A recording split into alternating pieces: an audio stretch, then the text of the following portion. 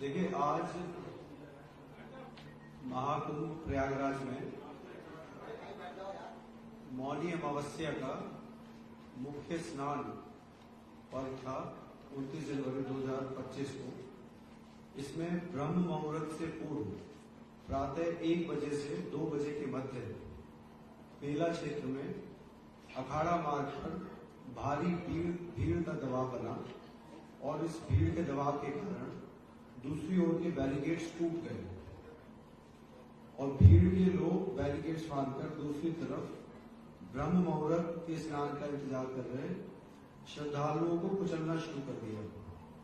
यद्यपि प्रशासन ने तत्काल राहत और बचाव कार्य करते हुए ग्रीन कॉरिडोर बनाया और एम्बुलेंस के माध्यम से लगभग 90 घायलों को अस्पताल तक पहुंचाया, परंतु इसमें से दुर्भाग्यपूर्ण तरीके से 30 श्रद्धालुओं की दुखद मृत्यु हो गई है। 30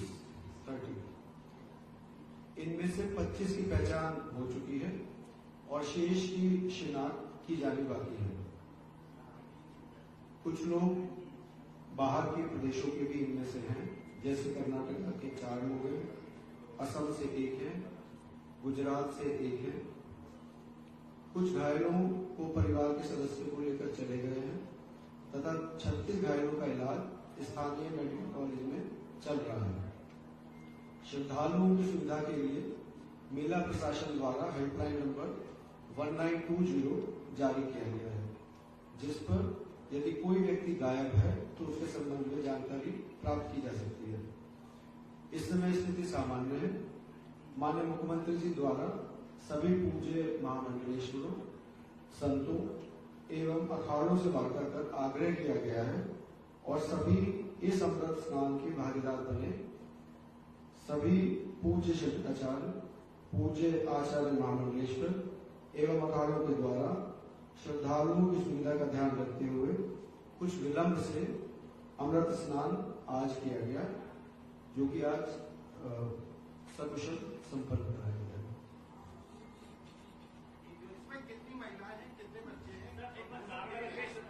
हम आपको डिटेल लिस्ट जो है आपको दे देंगे, प्रोवाइड कर देंगे।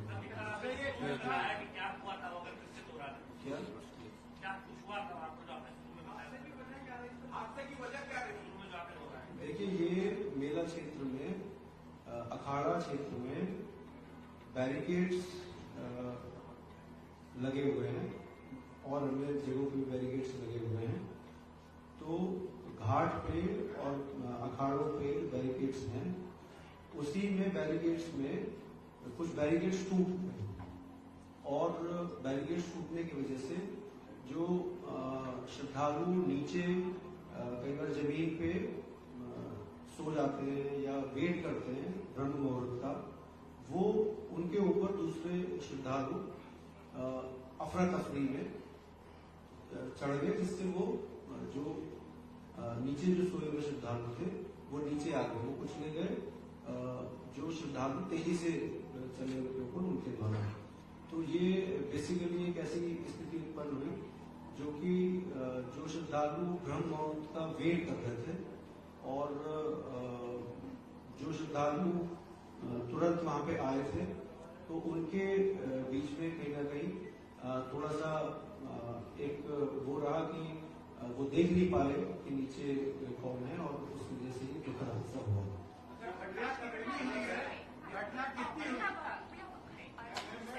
आई would like to brief one more point. एक चीज और बताना चाहूंगा, आज 29 जनवरी को शासन ने सख्त निर्देश दिए थे कि कोई भी वीआईपी प्रोटोकॉल नहीं होगा। आज मेला पुलिस ने, मेला प्रशासन ने कोई भी वीआईपी प्रोटोकॉल एंटरटेन नहीं किया। जो भी मुख्य स्नान पर्व हैं आगामी, जैसे बसंत पंचमी का भी एक पर्व है जिसमें बहुत ज्यादा भीड़ होती है, उस पर भी कोई वीआईपी प्रोटोकॉल हम लोगों के द्वारा एंटरटेन नहीं किया जाएगा। यही ब्रीफिंग आपको हम लोगों ने देखा, चूंकि कितनी घटनाएं पुलिस प्रशासन, जिला प्रशासन की ओर जिन परिवारों ने अपना एक किसी तरह से खोया है, उनके प्रति हम बहुत संवेदना व्यक्त करते हैं और जिनकी मृत्यु हुई उन्हें श्रद्धांजलि व्यक्त करते हैं। अभी हमारी प्रायोरिटी है कि जो भीड़ अभी भी स्नान कर रही है उसको तत्काल अपने गंतव्य तक सुरक्षित भेजिए। जो भी मामले पूजनीय श्रद्धालु तीर्थयात्री आए हुए उनको करें। मैं आपसे निवेदन करता हूँ सभी मीडिया साथियों से हमारा सहयोग करिए। अभी मुझे डीआईजी महोदय को और पूरी टीम को सुरक्षित सबको गंतव्य भेजने के लिए पूरी तत्परता से फील्ड में रहकर काम करना पड़ेगा। बहुत बहुत आभार। बहुत बहुत काफी लोगों ने 40 के ऊपर बताया आपने।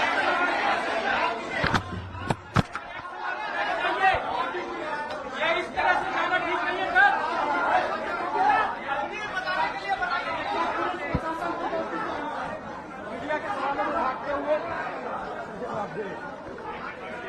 भाई भाई बाहर चलिए, बाहर बाहर बाहर बाहर।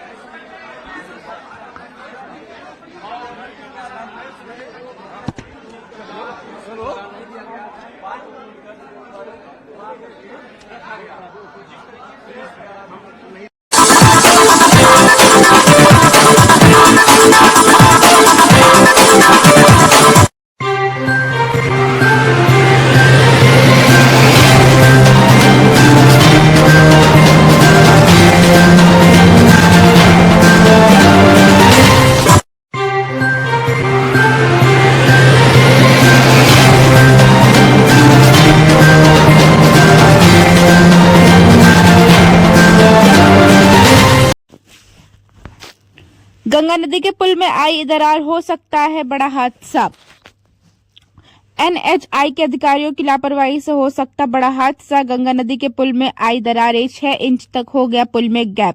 पुल के फुटपाथ में गैप होने से निकलकर गंगा से गिर सकते हैं बच्चे। माघ मेला में हजारों की संख्या में लोग कर रहे हैं रोज आवागमन। सुदर्शन न्यूज चैनल की टीम ने पुल की हालत देखकर अपर जिलाधिकारी सुभाष चंद्र प्रजापति को दी जानकारी।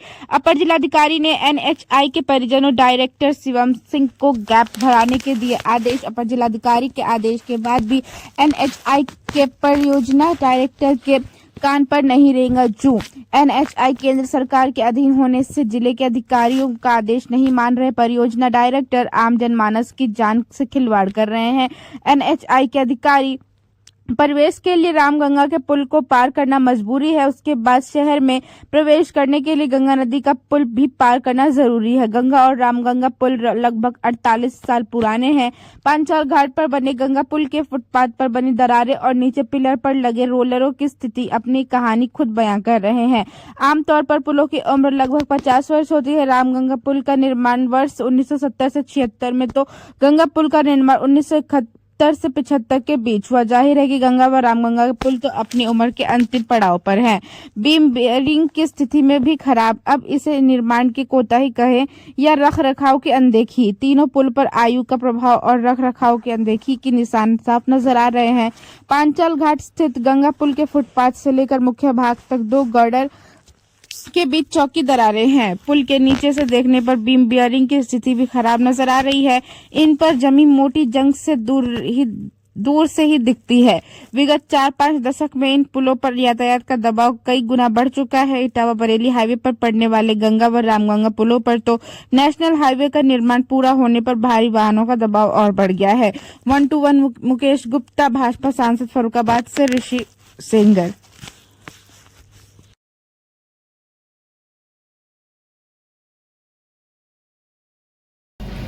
सांसद जी, इस समय मेला रामनगरिया चल रहा है और कल बासी साधु संत भी आए हुए हैं और जो है जनता भी मेला देखने के लिए जा रही है और पुल जो है बड़ा दयनीय स्थिति में है और जो एनएचआई के अधिकारी हैं जो अपने जनपद के अधिकारियों का बात नहीं मान रहे हैं। इस संबंध में मैं एनएचआई के अधिकारियों से बात करूंगा और पुल मेला तक व्यवस्थित तरीके से चलता रहे, कोई अप्रिय घटना न घटे, इसके लिए मैं बात करूंगा। दूसरा, पूरा मेंटेनेंस के लिए मेंटेनेंस पूरा पुल चाह रहा है और उसकी डेट भी लगी हुई थी। वो तो चाहते थे कि मेला प्रारंभ से पहले ही मुझे ठीक मिल जाए, लेकिन एनओसी ना मिलने के कारण जिला के अधिकारियों ने कहा कि साहब वो इसे जो है मेला के बाद ही उसे मेंटेनेंस किया जाए। इसलिए उन्होंने जो काम भी शुरू किया था वो यहीं का काम रोक दिया है। लेकिन फिर भी जनहित को देखते हुए, मेला हित को देखते हुए और किसी तरह कोई अप्रिय घटना न घटे, इसके लिए मैं NHAI के अधिकारियों और ठेकेदार दोनों से बात करूंगा, उसे तत्काल ठीक कराने का खर्च करूंगा। रोड के साथ साथ फुटपाथ जो है वो भी काफी दयनीय स्थिति में, बड़े बड़े गड्ढे हैं, बच्चों के पैर जा सकते हैं, कुछ बड़ा हादसा मैं मरम्मत कराने के लिए बोल दूंगा कि मेला तक ऐसे चलने लायक बना दें जिससे कोई अप्रिय घटना न घटे। NHAI के अधिकारी डायवर्जन को लेकर बात टाल देते हैं। हाँ बिल्कुल है कि उसके नीचे जो है उनकी जो है स्प्रिंग जो है फेल हो गई है, और वो बिल्कुल एक तरह रोड, इस पर जब रोड चलता रहेगा, ट्रक निकलेंगे, बसें निकलेंगी, भारी वाहन निकलेंगे तो मेंटेनेंस नहीं हो पाएगा। इसलिए वो सब नीचे की स्प्रिंग है इसकी, और भी बहुत सी चीज़ें बदलना है, तो तभी संभव होगा जब रोड डाइवर्जन होगा। तो इसलिए लगा हुआ और जल्दी उसे ठीक कराएंगे।